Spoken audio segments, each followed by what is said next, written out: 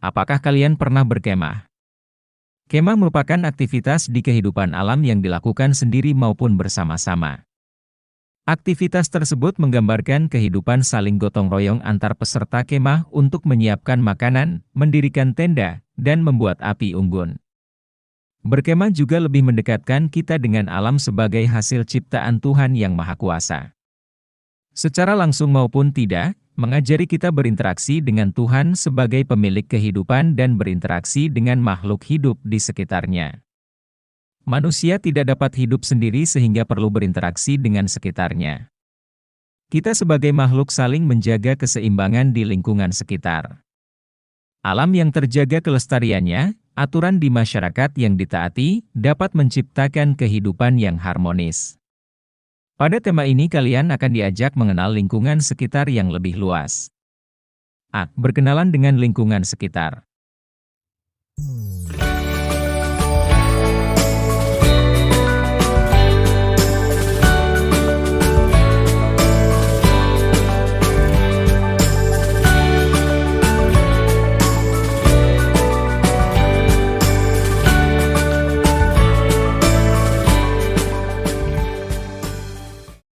Satu. Berkenalan dengan alam. Benda pada gambar berikut merupakan peninggalan dari aktivitas manusia sebelum mengenal aksara atau tulisan praaksara. Pada zaman tersebut, kehidupan manusia masih menggunakan benda-benda yang ada di sekitar. Kehidupan primitif masih menjadi aktivitas sehari-hari dari manusia. Namun demikian, teknologi yang digunakan seperti benda-benda yang diciptakan sudah canggih di zamannya.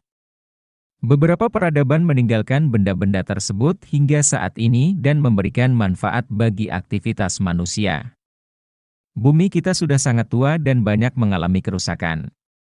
Pemanasan global, global warming, efek rumah kaca, polusi udara, air, dan tanah merupakan contoh yang dapat merusak bumi.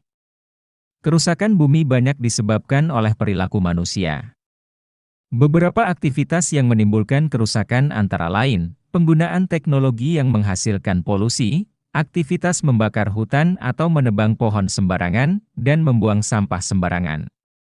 Ketika awal penciptaan makhluk hidup, kondisi memengaruhi perkembangan bumi kita sudah stabil dan dapat ditempati dengan baik oleh makhluk hidup.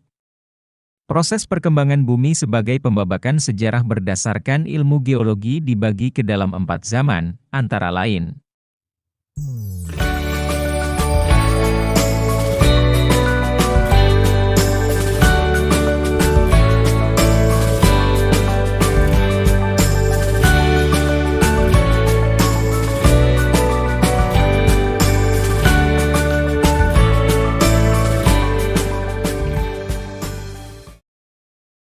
A. Zaman Arkakum atau Arkeozoikum. Zaman Arkakum merupakan zaman tertua yang berlangsung sekitar 2.500 juta tahun lalu.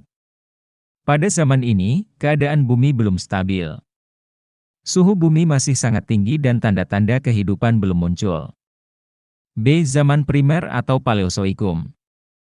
Paleozoikum atau zaman hidup tua telah berlangsung sekitar 340 juta tahun lalu. Pada zaman ini, mulai ada tanda-tanda kehidupan yang ditandai dengan kemunculan makhluk hidup berupa organisme bersel satu. C. Zaman Sekunder atau Mesozoikum. Zaman Mesozoikum adalah zaman hidup pertengahan yang sudah berlangsung sekitar 140 juta tahun silam. Pada zaman ini muncul hewan-hewan reptil besar seperti dinosaurus, oleh karena itu, zaman ini dikenal juga dengan zaman reptil. D. Zaman hidup baru atau Neozoikum. Pada zaman hidup baru dapat dibedakan menjadi 2 zaman antara lain. 1. Zaman Tersier. Zaman Tersier terjadi sekitar 60 juta tahun yang lalu. Pada zaman ini dinosaurus telah punah dan mulai berkembang jenis binatang menyusui atau mamalia. 2. Zaman Kuartier. Zaman Kuartier mulai terdapat tanda-tanda kehidupan manusia. Pada zaman ini merupakan zaman terpenting bagi kemunculan aktivitas manusia. Kalian sebagai manusia senantiasa berinteraksi dengan lingkungan alam. Alam merupakan sumber dari kebutuhan yang dibutuhkan oleh manusia. Alam menyediakan kebutuhan manusia seperti barang-barang tambang di antaranya logam, minyak, dan barang tambang lainnya sebagai bahan dasar untuk membuat benda-benda seperti kendaraan bermotor. Hal tersebut merupakan dampak positif sebagai hubungan antara manusia dan alam yang baik. Tetapi, interaksi antara kalian sebagai manusia dan lingkungan juga dapat menimbulkan konsekuensi berupa pencemaran lingkungan sebagai dampak negatif. Sebagai contoh, manusia mempunyai tingkah laku dan mempunyai aktivitas ekonomi yang menghasilkan emisi gas pencemaran yang terjadi di bumi. Dampak dari pencemaran lingkungan tersebut yaitu munculnya berbagai penyakit hingga kematian. Berikut merupakan beberapa contoh pencemaran sebagai akibat interaksi manusia dengan alam yang bersifat merusak.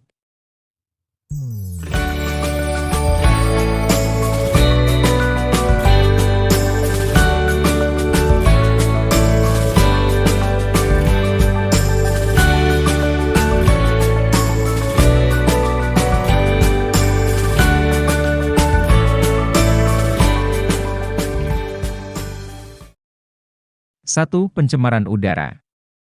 Pencemaran udara dapat terjadi karena emisi gas yang dihasilkan selama proses pembakaran. Hasil pembakaran tersebut menghasilkan gas karbon dioksida, CO2. Kandungan CO2 yang tinggi di lapisan udara bumi, atmosfer, berdampak kepada terciptanya efek rumah kaca. Akumulasi emisi gas mengakibatkan pancaran panas matahari terperangkap di lapisan udara bumi, sehingga terjadi kenaikan suhu di permukaan bumi. 2. Pencemaran air. Tingginya konsentrasi zat-zat berbahaya yang terkandung dalam zat air mengakibatkan pencemaran air. Konsentrasi zat-zat tersebut telah berlangsung lama sehingga menimbulkan dampak tertentu. Pencemaran air dapat terjadi karena penggunaan bahan peledak untuk menangkap ikan, dan limbah industri yang dibuang sembarangan. Air memiliki peranan penting dalam kehidupan manusia. Berbagai aktivitas manusia seperti memasak, mencuci, dan mandi membutuhkan air. Perairan yang tercemar dapat berdampak pada kesehatan manusia, berkurangnya ketersediaan air bersih, dan mengganggu keseimbangan ekosistem air. 3. Pencemaran tanah. Pencemaran tanah disebabkan karena tanah kehilangan komponen penting sebagai daya dukungnya. Penggunaan pestisida yang berlebih dan pembuangan limbah industri ke tanah merupakan contoh pencemaran tanah dengan pestisida. Tak semua penggunaan pestisida tepat sasaran. Hanya sekitar 20% yang mengenai sasaran, sementara sebagian besar sisanya jatuh bebas ke tanah. Dampak dari pencemaran tanah yaitu tanah menjadi tidak produktif untuk aktivitas pertanian dan dapat memengaruhi ketahanan pangan.